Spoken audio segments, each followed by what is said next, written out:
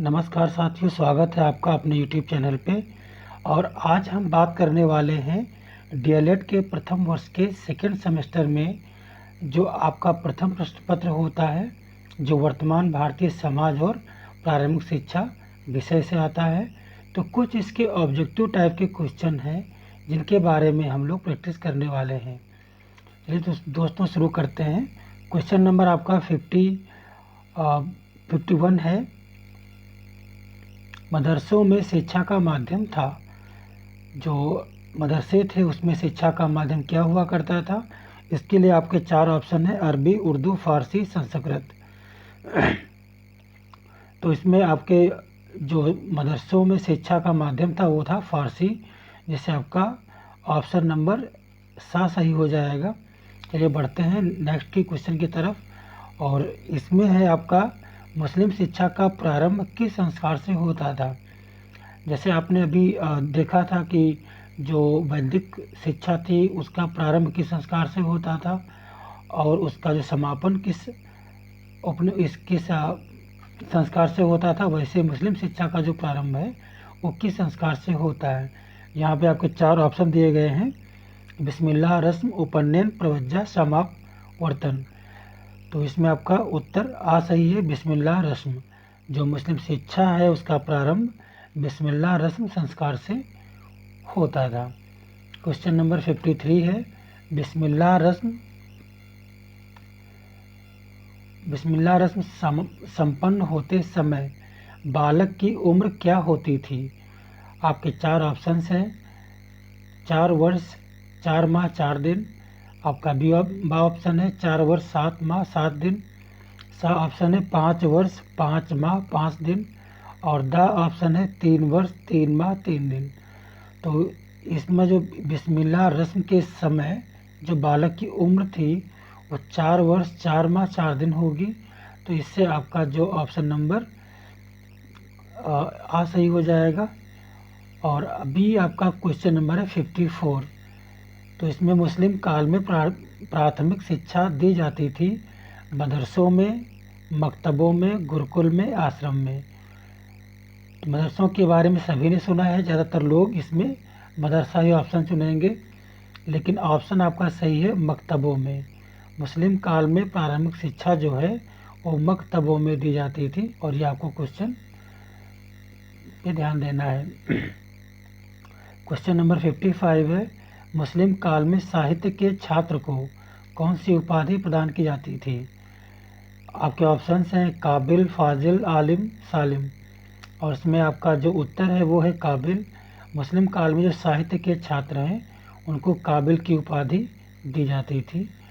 और question number next है आपका 56। अब इसमें सर्वप्रथम अंग्रेज़ों का भारत में शिक्षा देने का उद्देश्य क्या था? जो हमारे देश में अंग्रेज़ आए थे उनको, जो भारतीय लोगों को शिक्षा दे रहे थे, उनका उसके प्रति क्या मुख्य उद्देश्य था?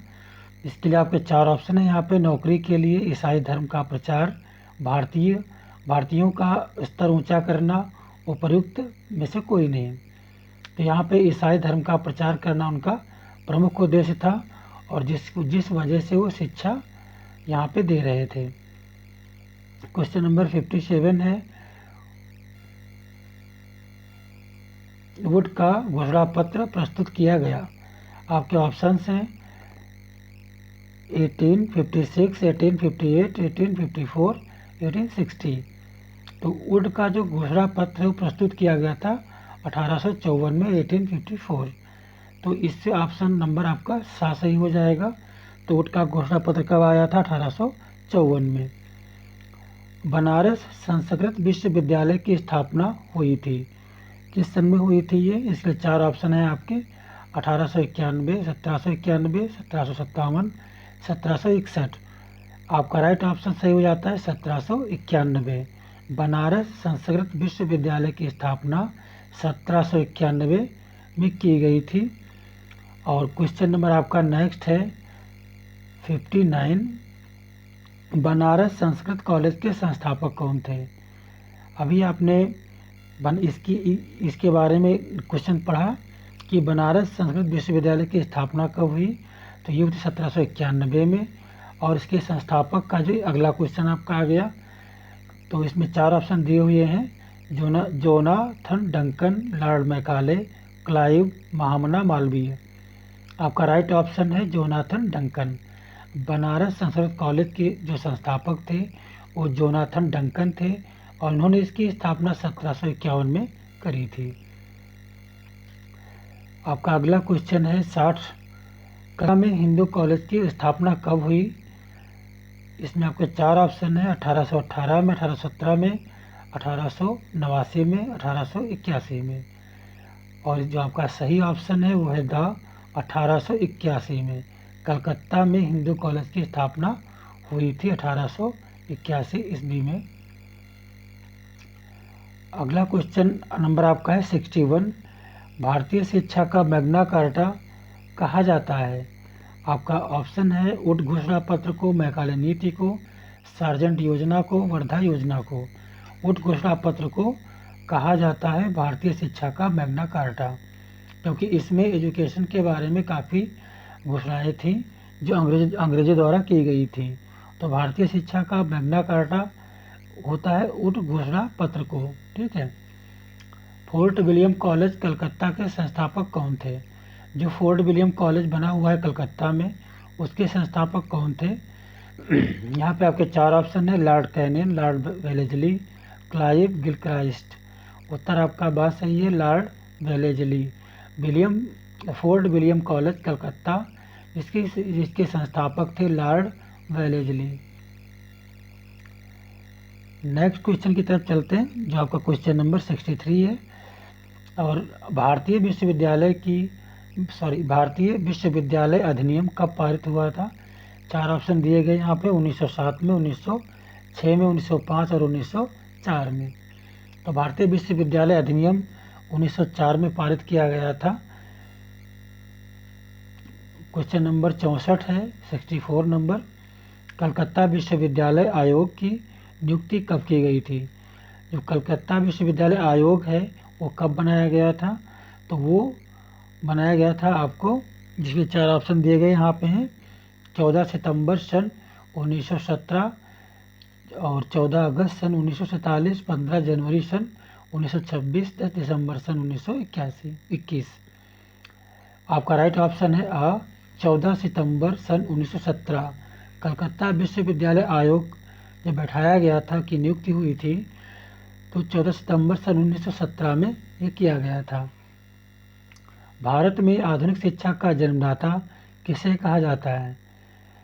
इसके 4 ऑप्शन आपके हैं, चार्ल्स गॉन्ट, क्लाइव, बेंटिक, कॉर्नवालिस। उत्तर आपका आ सही है, चार्ल्स ग्रांट। भारत में आधुनिक शिक्षा का जन्मदाता चार्ल्स गांट को कहा जाता है। क्वेश्चन नंबर आपका अगला है 66। और ये क्वेश्चन है, स्वतंत्रता पूर्व भारत में किसका नाम प्राथमिक शिक्षा के प्रचार प्रसार के लिए लिया जाता है। मतलब स्वतंत्रता के पूर्व में भारत में प्राथमिक शिक्षा का जो प्रचार प्रसार है उसका जो श्रेय है किसको जाता है। तो इसलिए 4 ऑप्शन दिए गए हैं, महात्मा गांधी को, बीजी तिलक को, गोपाल कृष्ण गोखले को, सैंडलर को। उत्तर आपका राइट है गोपाल कृष्ण गोखले। गोपाल कृष्ण गोखले ने स्वतंत्रता के पहले भारत में प्राथमिक शिक्षा के प्रचार और प्रसार में काफ़ी भूमिका निभाई थी। क्वेश्चन नंबर 67 है, कलकत्ता, बम्बई एवं मद्रास विश्वविद्यालय की स्थापना हुई। कौन सा आयोग था जिसके द्वारा कलकत्ता, बम्बई और मद्रास विश्वविद्यालय स्थापित किए गए। 4 ऑप्शन आपके दिए गए हैं, भारतीय शिक्षा आयोग, वुड्स घोषणा पत्र द्वारा, सैंडलर विश्वविद्यालय अधिनियम 1904 द्वारा, सैंडलर आयोग द्वारा। आपका राइट ऑप्शन है वुड्स घोषणा पत्र द्वारा। वुड्स घोषणा पत्र द्वारा कलकत्ता, बम्बई, मद्रास में विश्वविद्यालय की स्थापना करी गई थी। क्वेश्चन नंबर 68 है, द्विभाषा सूत्र संबंधित है। यहाँ पे 4 ऑप्शन दिए गए हैं, नई शिक्षा नीति 2006, कोठारी कमीशन, मुदालियर आयोग, विश्वविद्यालय शिक्षा आयोग। आपका राइट ऑप्शन है मुदालियर आयोग। मुदालियर आयोग जो है द्विभाषा सूत्र से संबंधित है। क्वेश्चन नंबर 69 है, राधा कृष्णन आयोग की संस्तुतियाँ संबंधित थी। तो इसके लिए आपके 4 ऑप्शन हैं, उच्च शिक्षा, माध्यमिक शिक्षा, प्राथमिक शिक्षा, तकनीक शिक्षा। तो उत्तर आपका आ सही है, उच्च शिक्षा। राधा कृष्णन की जो राधा कृष्णन आयोग था, उन्होंने उच्च शिक्षा के बारे में अपनी सलाह दी थी। क्वेश्चन नंबर 70 है, मुदालियर आयोग की संस्तुतियाँ संबंधित थी। अब यहाँ पे जो मुदालियर आयोग है कि जो सलाह है वो किसके बारे में थी? प्राथमिक शिक्षा के बारे में थी या माध्यमिक शिक्षा के बारे में, उच्च शिक्षा या तकनीकी शिक्षा के बारे में? उत्तर आपका बात सही है, माध्यमिक शिक्षा के बारे में। क्वेश्चन नंबर आपका 71 है, त्रिभाषा सूत्र किसने दिया? तो इसके लिए आपके 4 ऑप्शन है, त्रिभाषा सूत्र किसने दिया? आपका ऑप्शन आ है, कोठारी आयोग, केंद्रीय सरकार, विश्वविद्यालय आयोग, मुदालियर आयोग। तो यहाँ पे त्रिभाषा सूत्र के लिए कोठारी आयोग का नाम लिया जाता है। क्वेश्चन नंबर आपका 72 है, निस्यंदन सिद्धांत के प्रतिपादक कौन थे? तो निस्यंदन सिद्धांत के प्रतिपादक के 4 ऑप्शन हैं यहाँ पे, वेंटिक, ऑकलैंड, मैकाले, एडम। आपका उत्तर सा सही है, मैकाले निस्यंदन सिद्धांत के प्रतिपादक थे। क्वेश्चन नंबर 73 है, बेसिक शिक्षा अधिनियम कब लागू हुआ? आपको 4 ऑप्शन दिए गए हैं, 1975 ईस्वी में, 1972 ईस्वी में, 1977 ईस्वी में और 1981 ईस्वी में। बेसिक शिक्षा अधिनियम के लिए आपका उत्तर आ सही हो जाता है, 1975 ईस्वी में। बेसिक शिक्षा अधिनियम 1975 ईस्वी में लागू किया गया था। क्वेश्चन नंबर 74 है, अखिल भारतीय प्राथमिक शिक्षा परिषद का गठन कब किया गया था? 1955 में, 1956 में, 1957 में या 1958 में? आपका राइट ऑप्शन है सन 1957 में। अखिल भारतीय प्राथमिक शिक्षा परिषद का गठन 1957 में किया गया। आपका अगला क्वेश्चन है 75, प्राथमिक शिक्षा के जन्मदाता हैं। यहाँ पर आपका 4 ऑप्शन दिए गए हैं, महात्मा गांधी, मैकाइवर, किंडरगार्टन, फ्रोवेल। आपका राइट ऑप्शन है द फ्रोवेल। प्राथमिक शिक्षा के जन्मदाता फ्रोवेल को माना जाता है, किंडरगार्टन गलती से मत कर देना यहाँ पे। क्वेश्चन नंबर 76 है, प्राथमिक शिक्षा में अपव्यय व अवरोधन की समस्या की ओर किस समिति ने ध्यान दिलाया था?